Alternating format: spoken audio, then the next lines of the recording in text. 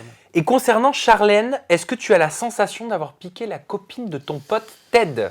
Alors Charlène, alors là on va arriver sur un truc assez sensible.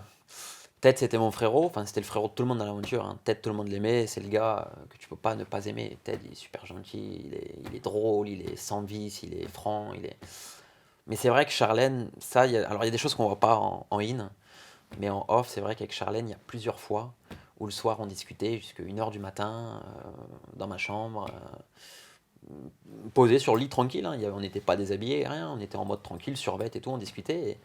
Et Charlène, elle me disait que. Enfin, moi je la titillais, je lui disais avec Ted, ça se passe bien.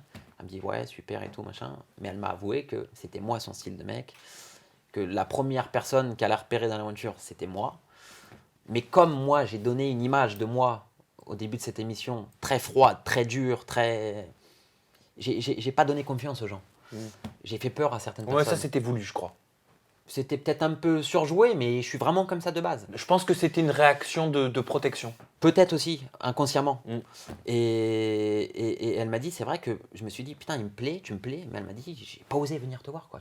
Donc je me suis, entre guillemets, après, Ted, j'ai eu l'alchimie qui s'est passée. Enfin, voilà, j'ai eu le feeling avec lui. Et donc elle s'est rapprochée naturellement de Ted. Mais moi, je sais qu'à la base, Charlène me l'a dit ouvertement. Elle m'a dit, Hugo, c'est toi, pour moi, mon style de mec dans l'aventure. Et c'est pas un autre.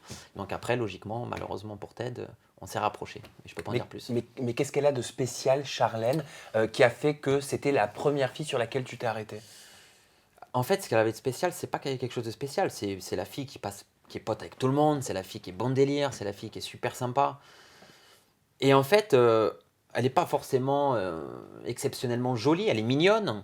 Elle n'a pas un charme de fou. Elle a pas. Mais en fait, elle a une personnalité tellement joyeuse, tellement cool, tellement attachante que. Ça Non, va pour Charlène si elle regarde cette vidéo. Non, mais c'est pas méchant et elle le sait, je lui ai toujours dit. Ok. Et elle le sait. Donc Oh, elle ça sera, va, pas, alors. elle sera pas surprise. Elle le sait. Ok. Mais j'ai pas dit que c'est une fille qui était pas jolie. Hein. Ah, je sais. J'ai surtout pas dit ça. Je sais. Moi, c'est pas mon style du tout. Déjà, je suis pas blonde à la base. Elle est un peu petite pour moi. Ouais. Après, voilà. Mais elle a tellement une personnalité qui est sympa, qui est bon vivante et que en fait, tu t'attaches à certains trucs.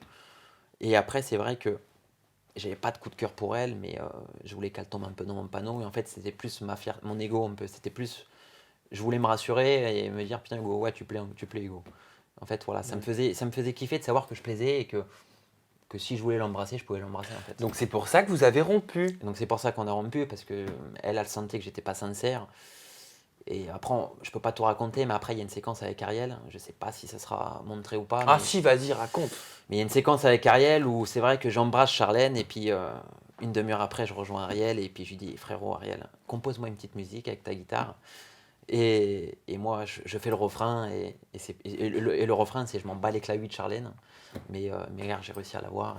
Alors, enfin, voilà, j'étais un peu dur. Mais c'est goujat ça. Ouais, franchement, c'est pas sympa. C'était, ouais, je sais pas, j'ai voulu m'amuser. T'as fait le mec qu'utilisent les femmes. J'ai fait ça un petit peu, ouais. Et après, Charlène va dire que non, qu'elle non plus n'avait pas de coup de cœur. Ben, forcément, quand elle a appris ça, son ego en a pris un coup. Question indiscrète, je peux? Vas-y. Vous aviez tac-tac? Non, du tout. D'accord. Rien du tout. C'est pas du tout mon style. On s'est juste embrassé. Et en plus, à un moment donné, il y avait un petit jeu dans le salon et Charlène a répondu, on lui a posé une question, qui est pour toi le mec le plus beau de la maison et avec Léna, elle avait répondu Hugo. Donc moi j'ai trouvé ça quand même ouf en sachant que Ted n'est plus là et que... Enfin, je trouve qu'elle a passé assez vite le cap quoi. Oui mais alors attends, Ted il est plus là mais Ted il est revenu. Et Ted il est très énervé.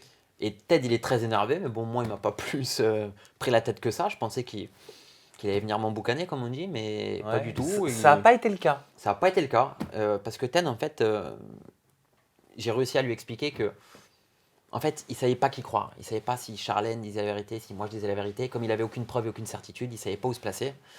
Donc, il n'a pas voulu prendre de risque, de s'embrouiller avec moi ou avec Charlène. Et du coup, il a juste écouté les explications qu'on lui a données. Mais je pense que, ouais, il était un petit peu déçu quand même, on va pas se mentir. Mais moi, je connais Ted et je sais qu'il n'était pas amoureux non plus. Sinon, je me serais jamais permis de faire ça.